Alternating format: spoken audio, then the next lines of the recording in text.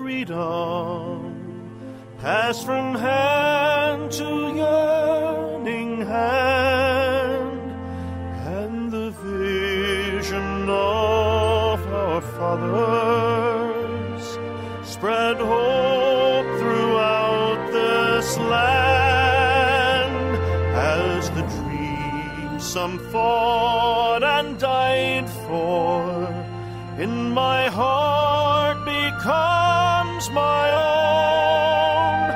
I will strive to keep her promise, America, my home. America, America, may God bless America, and freedom reign across America, my home.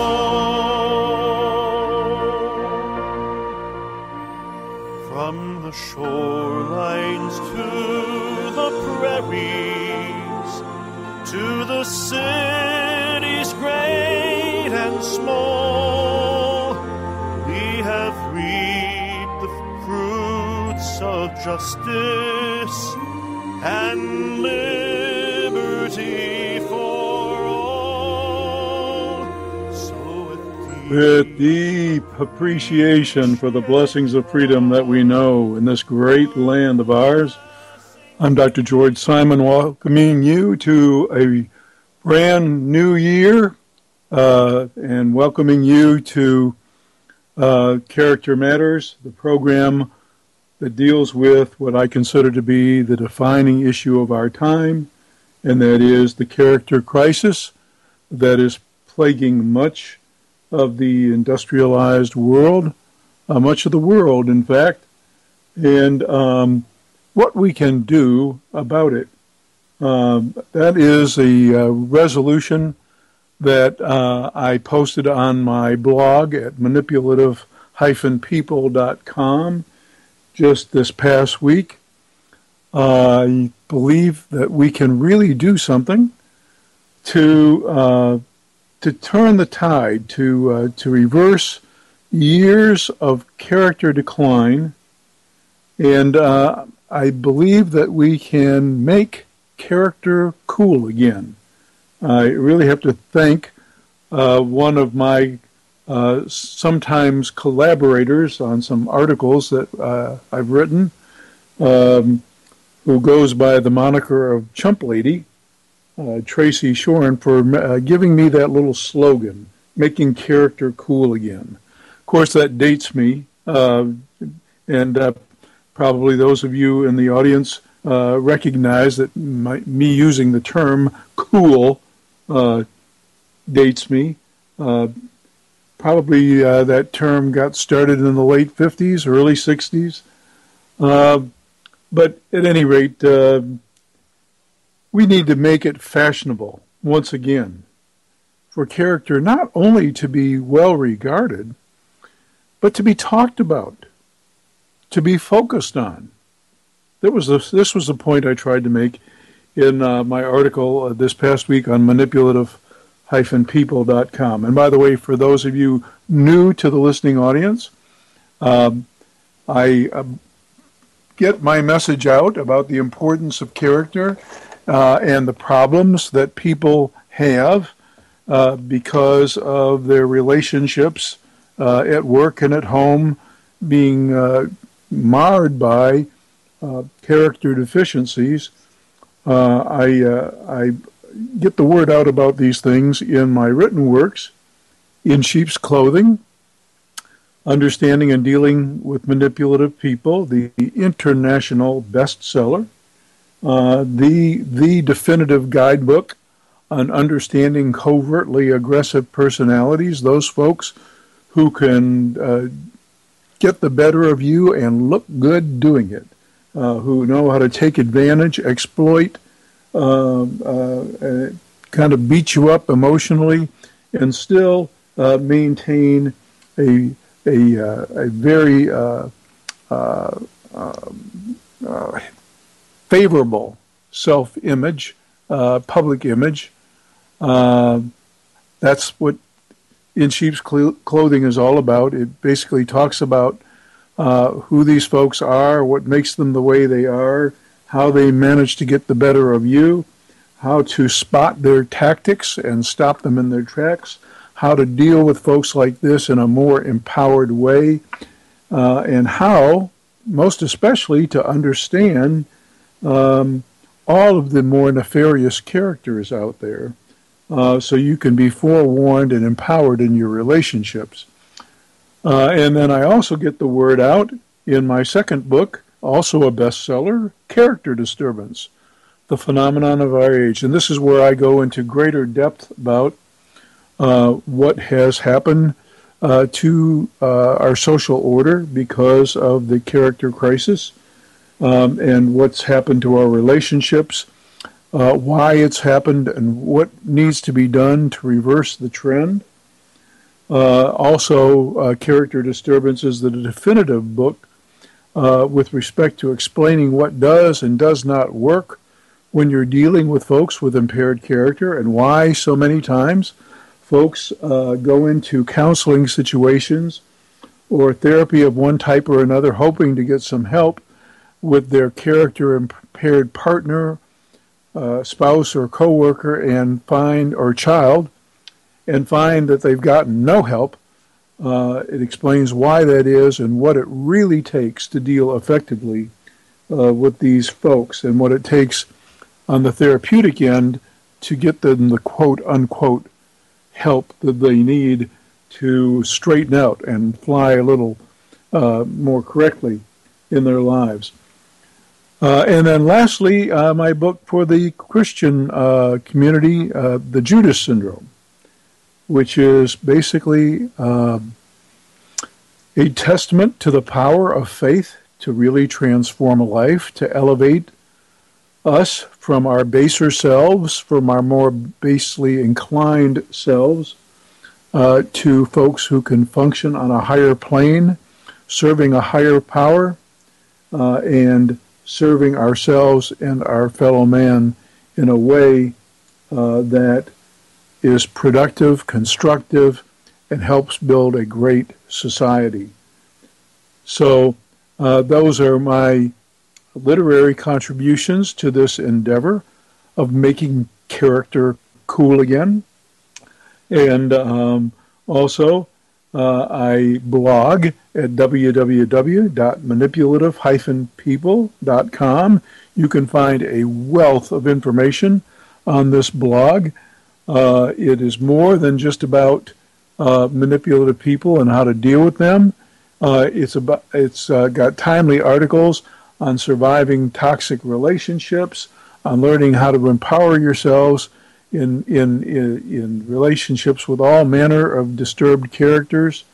It's a great resource, not just because of the many articles, hundreds of articles available, free for the taking online. Not just because of that, it's a valuable resource also because of the contributors, the commentators who provide such wisdom and provocative questions and helpful hints in ways that they have used the principles that I advocate in my writings to empower themselves in their lives and to deal more effectively with the impaired characters that they've come across.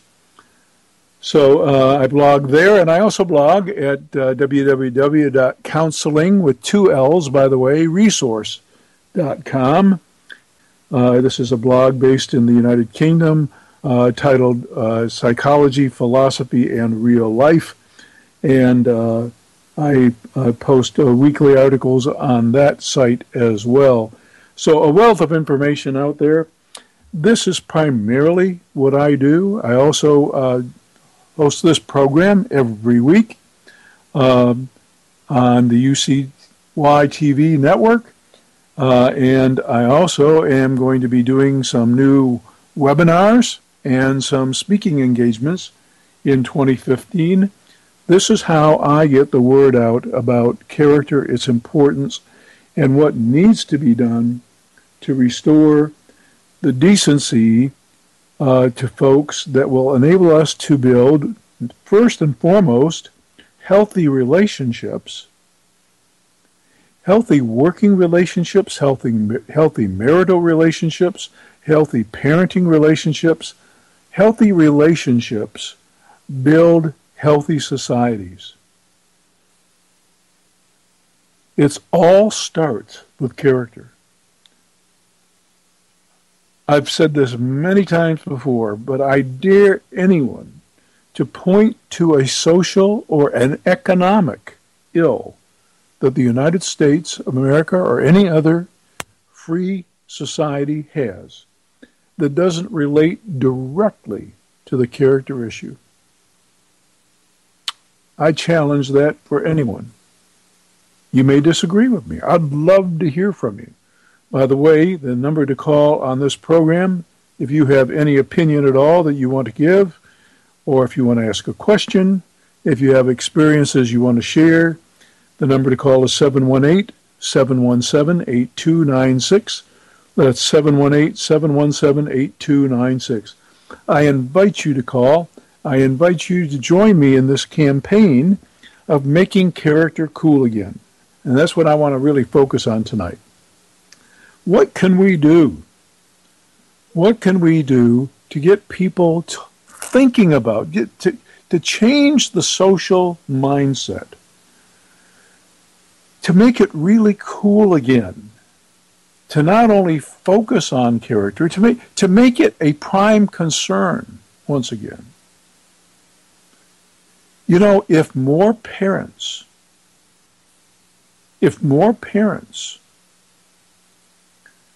made their prime concern in raising their children, not just educating them to get an advanced degree, to get a good education and therefore an advanced degree and then have a good livelihood, not just doing that, but making their prime focus, the prime focus of parenting, instilling the values and the standards necessary to shape good character. Character that will weather the storm when stresses mount or when tragedy strikes. Character that will endure in a relationship that they form, so that they can also build healthy families. These are the important things. And if parents made that their primary focus, and here's the other part that's so vital, if we as a society endorsed those efforts, didn't run interference with those efforts.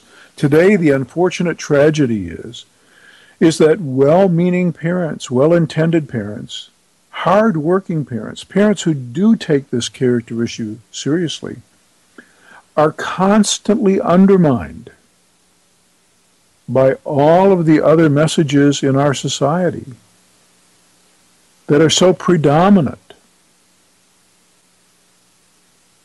especially the messages of entitlement. I've talked about this before. So good parents have an uphill battle. That's for sure. But unfortunately, the problem we have is not because there are a whole lot of good parents out there being undermined. The problem we have is that there are many folks having children and just basically making babies with no prime focus on their character development. As a matter of fact, these folks making babies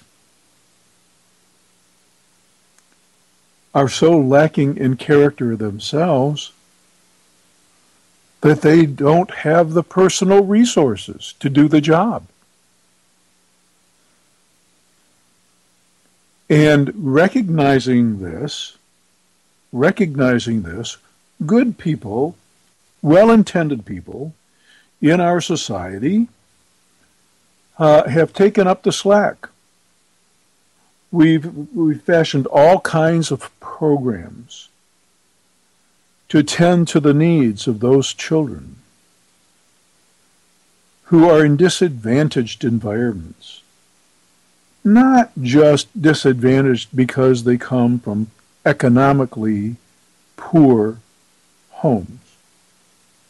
That's not the biggest disadvantagement. I wish it were.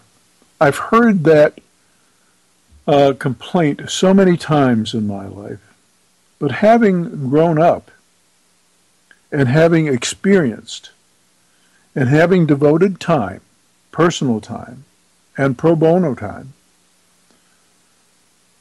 to working in those economically depressed environments, I can tell you that the issue is still not one of money. Some of the poorest folks in this country still have more in the way of material comfort. The ability to eat 3 squares. The ability to put a roof over your head.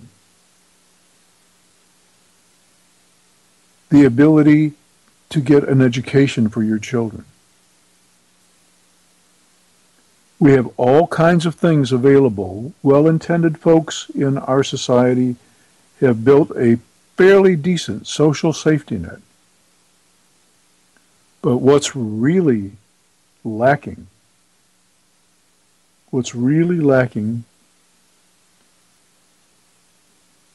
is not so much an impoverishment of money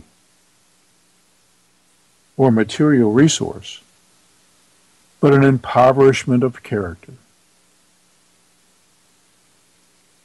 You are not going anywhere in a free society, nor are your children, if you can't stand up straight because you are not sober, if you beat people in your own home, if you don't guide and lead, or if the model that you set, if the role modeling you give is of exploitation, abuse, verbal, emotional abuse, physical abuse, you're not going anywhere. Your family's not likely to go anywhere. And of course, with some really disturbed characters, they don't even consider the children they've made family.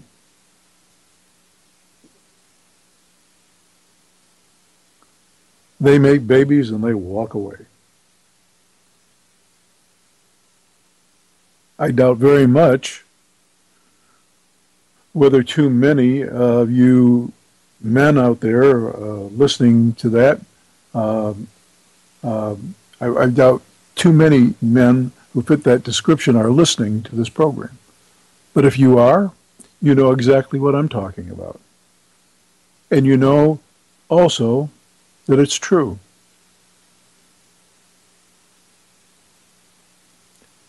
And we've also become not only an entitlement society, but we've become an enabling society. We have provided all kinds of excuses to folks for abdicating their personal responsibility. Each one of us has a duty. That's the message that I consistently try to put forth in all my work. And that, by the way, is, for those of you new to the program, those of you tuning in for the very first time, as we begin a brand new year of Character Matters, that is the central message in the theme song that plays. One wonders sometimes, maybe you do, what a patriotic themed song is doing introducing this program and closing this program. Well, it's this simple. For a free society to work. And by a free society, I mean a society with minimal government intrusion and intervention in people's lives. That's what a free society is. You give a few very essential tasks to government, and then you ask them to basically butt out. Leave us alone. Let us take care of ourselves. And that's how this country was founded, by the way. But the founders and the framers of our Constitution knew that that kind of a society would only stand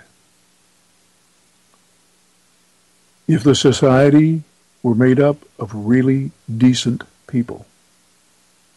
Leave decent, God-fearing,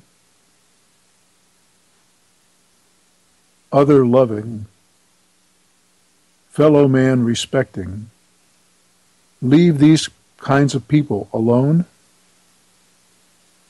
Don't oppress them. Don't restrict them. Don't unnecessarily regulate them. Leave them to their own devices. They will innovate. They will prosper. They will achieve. And they will build great things. And in the process, a great society. That was one of Lyndon Johnson's favorite terms. He was going to build a great society. And how was he going to do it? He was going to build a great society by leveling the playing field, by redistributing wealth, and therefore elevate those who were in a disadvantaged economic position. And that was going to make the society great. Well, how'd that work out? It didn't. It can't. Great societies are not built that way. Great societies are built on decent people. And societies that are in trouble, societies that are faltering, societies that are in danger of decline, societies that are economically shaky, you can always trace it to what's happening at the character level with individuals. Always. That's why I decided long ago, when I was approached about doing this program, to call it Character Matters. Why? Of course, it's a double entendre. Two meanings here. We talk here about matters of character, hence Character Matters. But the most important thing is that character matters. It matters more than anything. If we're going to make it,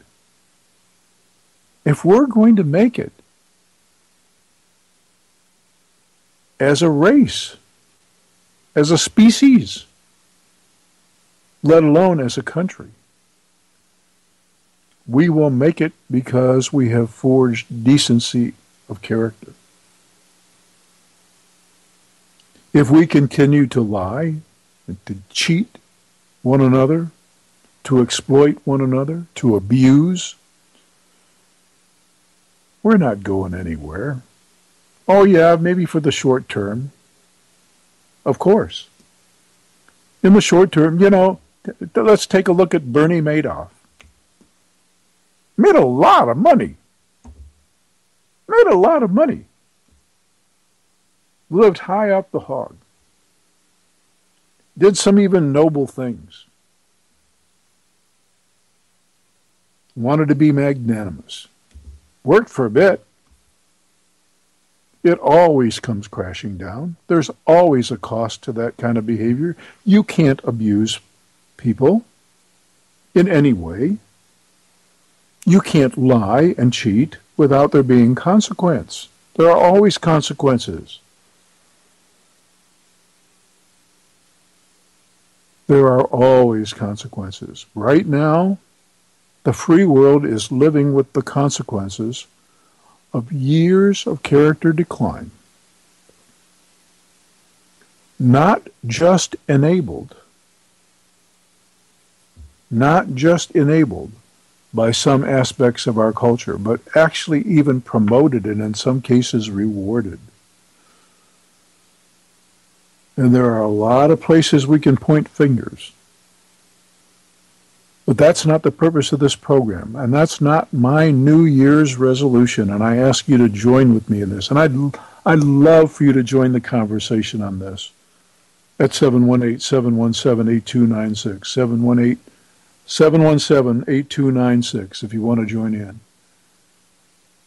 We don't need to point fingers. What we need to do is start with ourselves. We start at the individual level, and we get the word out. And we don't just talk. We get the word out by example. We can set this world on fire. Not negatively on fire. I'm talking about on fire with inspiration, about what we can do as a people, where we can go as a species, what we have within us to do with respect to building a truly great society. We can do that. All we have to do is make it cool to once again think about, talk about, and promote character.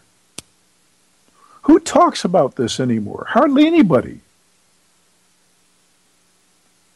I'm one voice on internet radio and on podcasts and in my books and on my blogs. And there are others chiming in,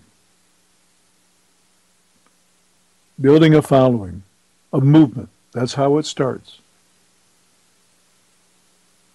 You know, a couple of months ago, in my hometown, I had to go. I didn't have to go. I chose to go. It was my civic duty to fulfill, to go to the polls to vote on a couple of issues, and of course to vote for incoming congresspersons, being an off-year election for federal civil servants. And there was controversy over a proposition that was on the ballot that purported to address some ethical concerns among legislators. And it was going to reform ethics in a way that would make it harder for our elected officials here to do some of the nefarious things that they had done in the past. And so the title of the proposal was appropriately titled "To Reform the Ethics Reform Act." But this just goes to show you how brazen and how commonplace character pathology is these days. And it's not like it hasn't always been with us, but the extent to which it is present these days, and the extent to which it's become the norm, that we've grown so used to it and so tolerant of it that we barely even notice it anymore. It's just frightening.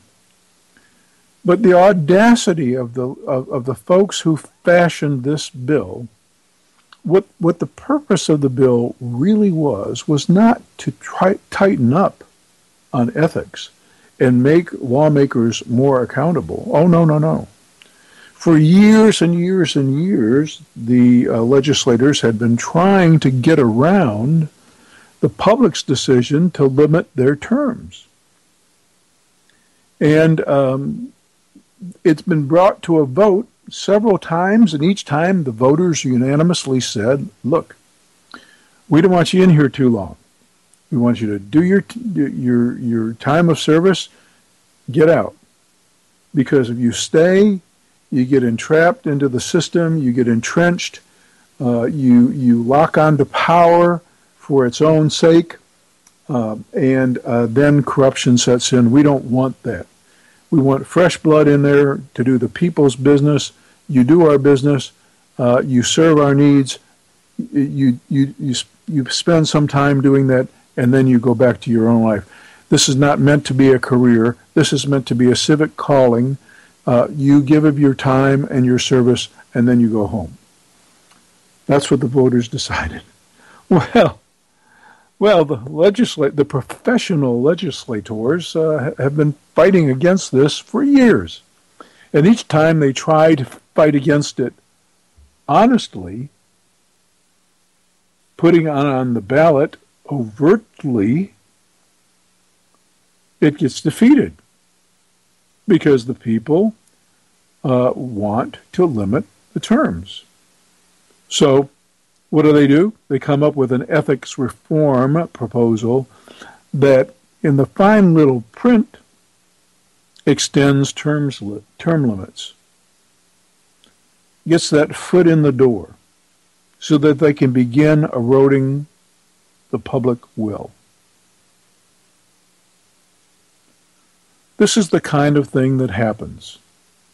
We lie to one another, we deceive one another, we cheat one another, we exploit one another, and no great society survives that way. The sins that bring this country down, or that will bring it down, are at the grassroots level.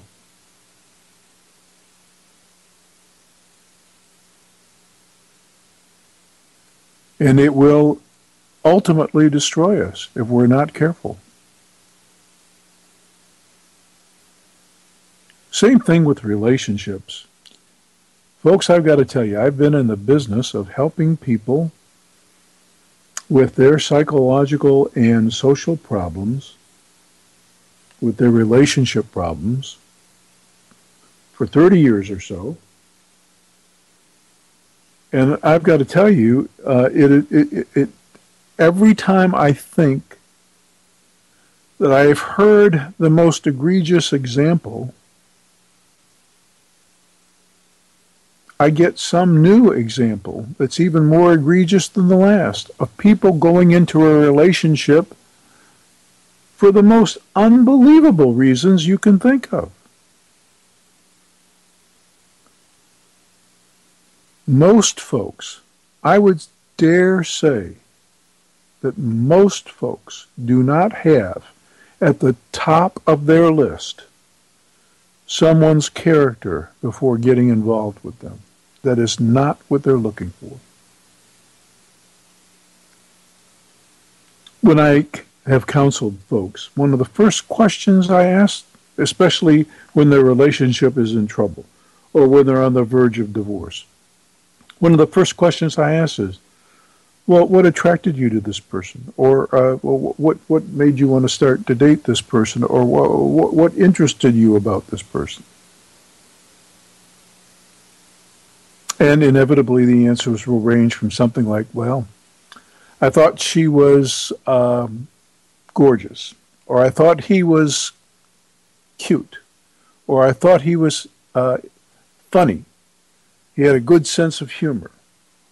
Or she seemed to be easygoing. Or I could talk to her. Or I could confide in him. And maybe even they knew that the person already came with baggage, had a history. I was talking to a couple not too long ago, a couple years ago. I was just absolutely floored because they had entered this relationship, and each party had been married twice before and had been in other longer-term relationships, none of which lasted very long.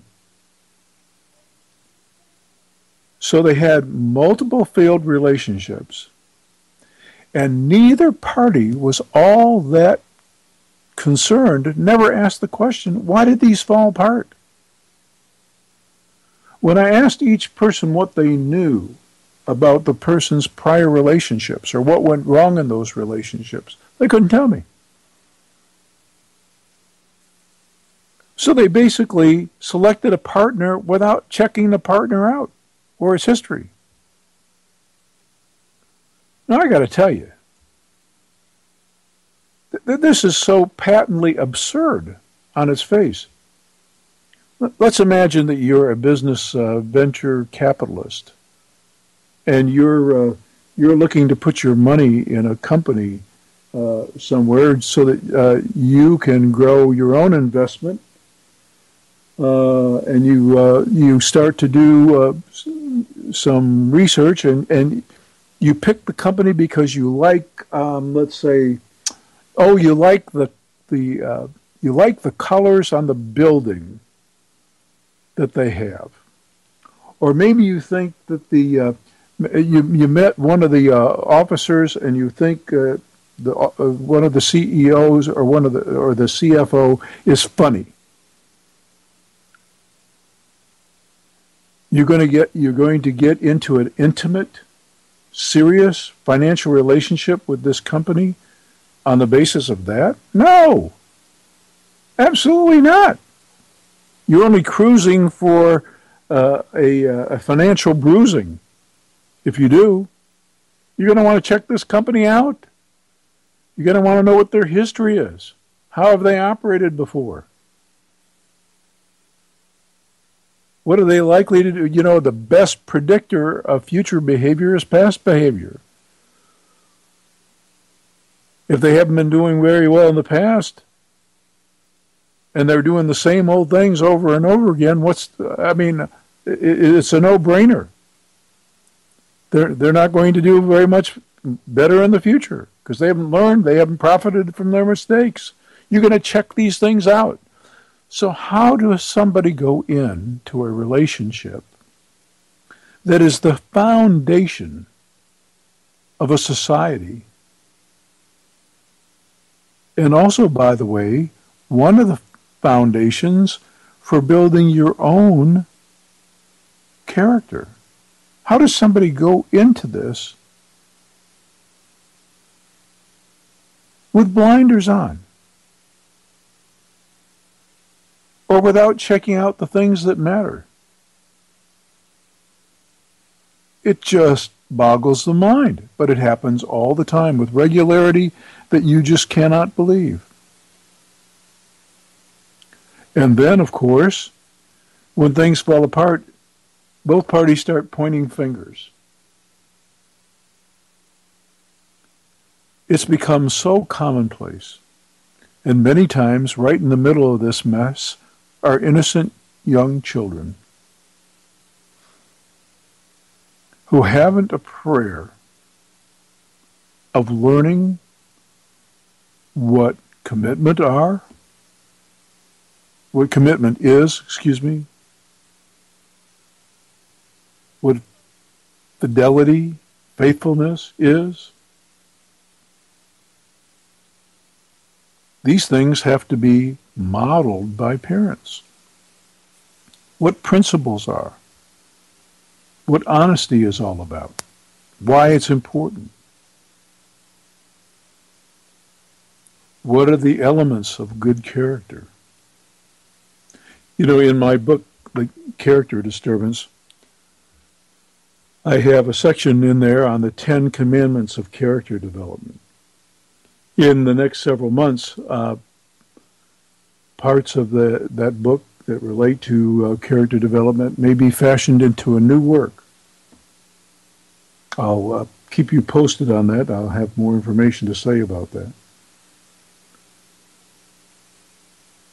But these things have to be taught, and they have to be taught early on.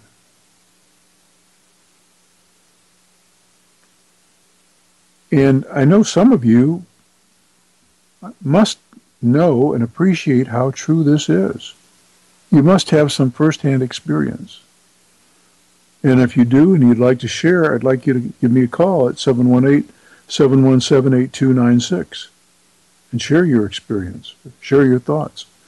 But what I'd really like to hear from folks on, and if you give us a call at 718-717-8296, what I'd really like to hear, and by the way, if you don't have the time to call in today, or you don't feel like talking on the air, and you want to shoot me an email, or you want to contact me directly, you can go to my blog at manipulative-people.com and go to the Contact Dr. Simon page and go to the button there that says Contact Dr. Simon and click on that button and follow the instructions on how to send me a personal email.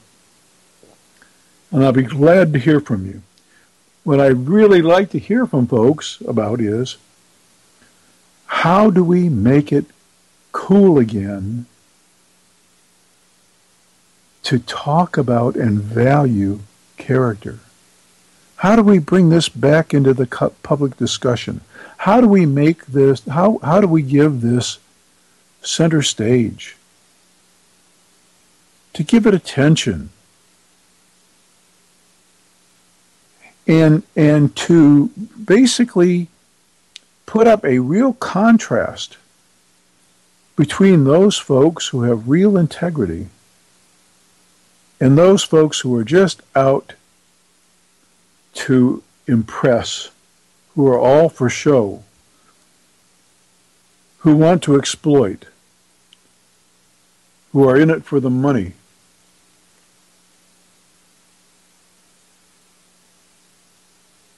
Perhaps we can really raise the public's awareness about the most pressing issue of our time.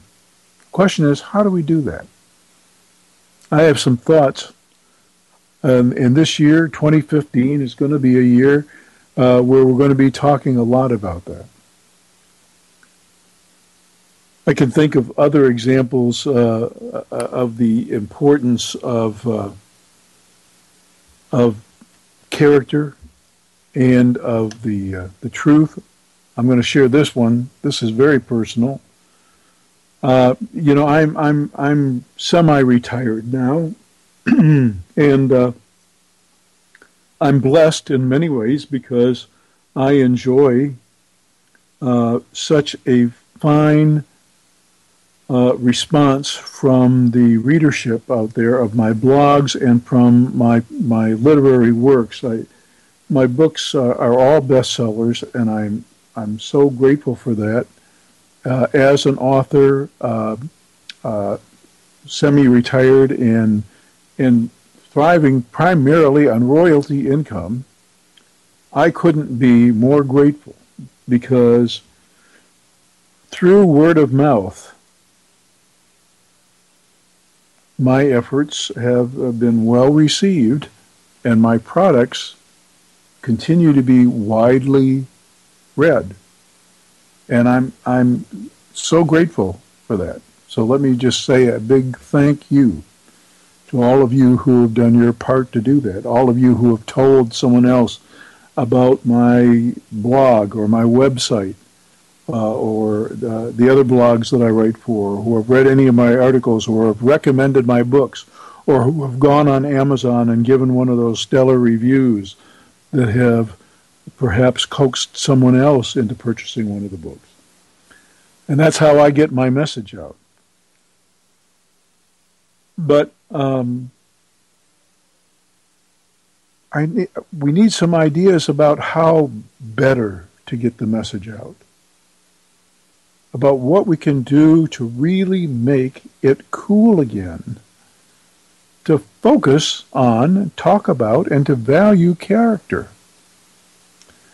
But I'll get back to this example I was going to give you. I was sifting through what they call the open enrollment period, as a retired employee, I have a certain window at the end of each year, beginning in mid-November and continuing through December, to make certain changes in my health care plan. And I still have a son in college, and my wife and I need not only insurance for ourselves, but for our son. I have an older married son, but he takes care of his own family, bless him. He does very well, and he does not have to be on our health insurance because he has his own and he takes care of his family, as does his wife. But I was going through this open enrollment period because it has become fairly tight budget-wise with the increases in healthcare premiums. And I was thinking about altering the plan somewhat.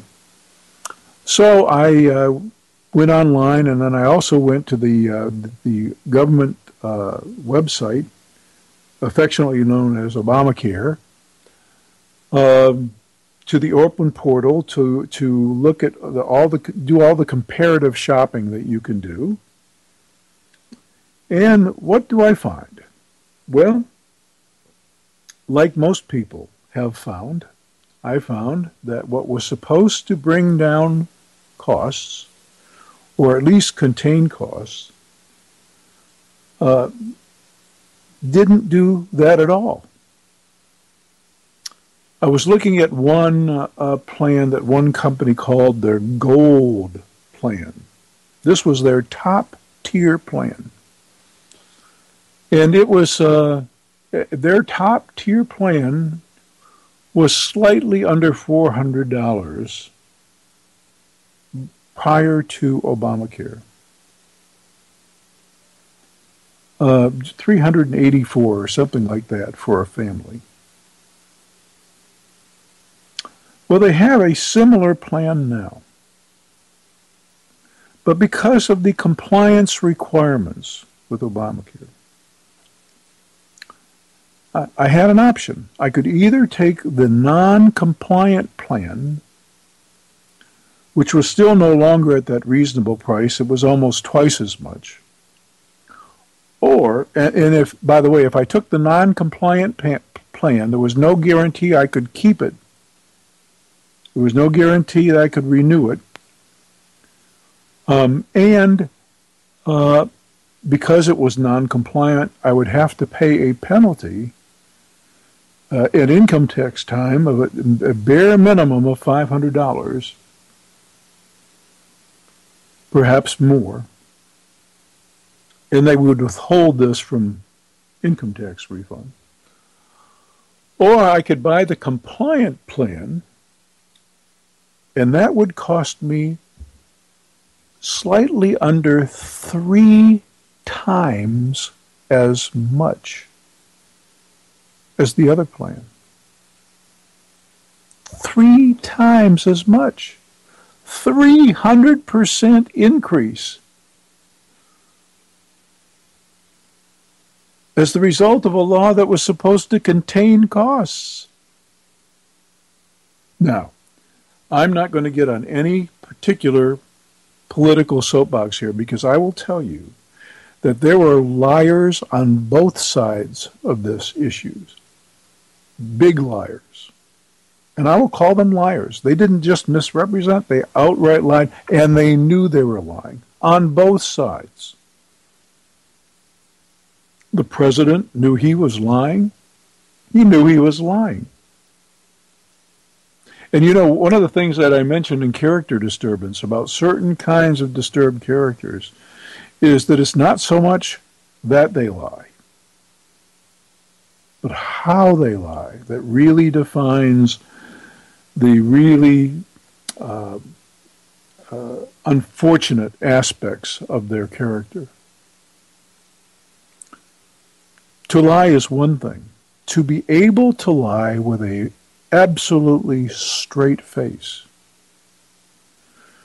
to lie slickly by reciting a litany of technically true things while concealing enough of the rest of the story that in fact you succeed only in misrepresenting the facts.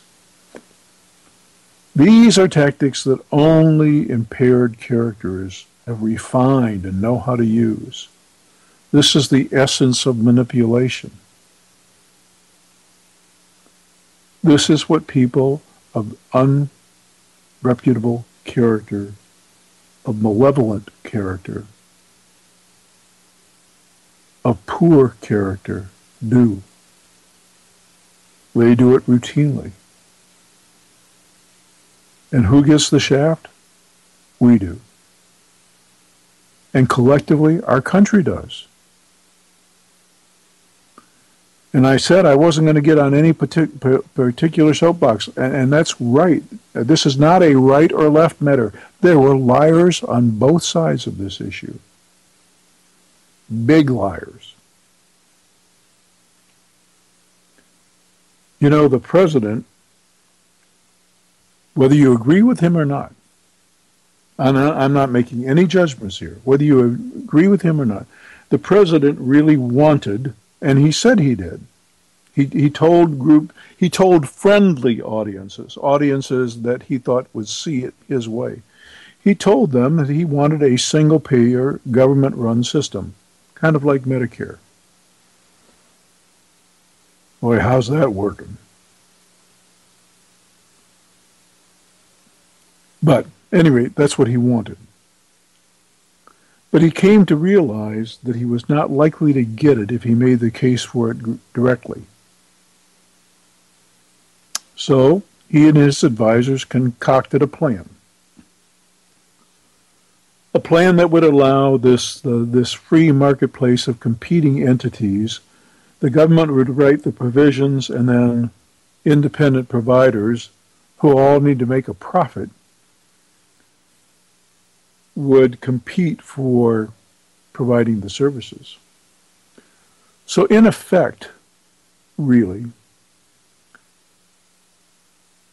the government allowed the brain trusts of these big companies, which, by the way, are largely unregulated compared to the way they used to be, especially with regard to profits. They allowed these folks to basically write this law. So you can point fingers at the right, at the left, and at the corporations themselves. These thieves that make a profit out of providing healthcare reimbursements. And there's only one way to make a profit when it comes to reimbursing for a healthcare service. There's only one way to make a profit. And that is to get enough folks who don't need services in there, and that's not working out. Everybody knew that wasn't going to work out. Everybody said it would, and everybody knew that it wouldn't. And the other way, the other way to make a profit is by denying service or paying poorly for it, so that you can reserve enough for your profit. And that's happening now. So to make a long story short, I didn't make any changes in my open enrollment. I stuck with the plan that I had. Its rates went up, and its terms became infinitely worse. It didn't go up as much as it would have gone up if I had changed plans. But it went up because it had to become Medicare, it had to become Obamacare compliant. So the rates went up. And the terms of reimbursement and my terms as a user became just awful. My deductible went up, I think, I'm correct about this, I think 800%. Maybe more. And my copays, prescription drug copays, doubled. That's a 100% increase.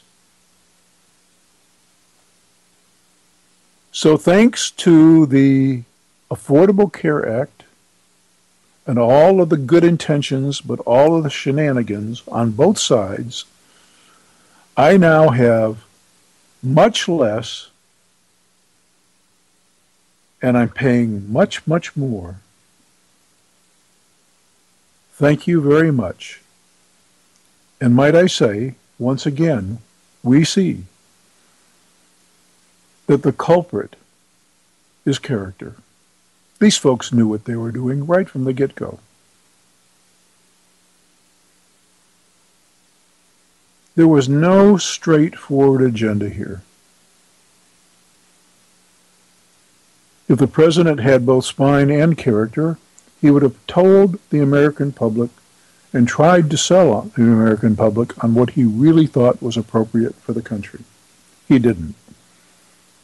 And then all the other weasels got into the act. And this is what we have. And now, what was already pretty bad is worse.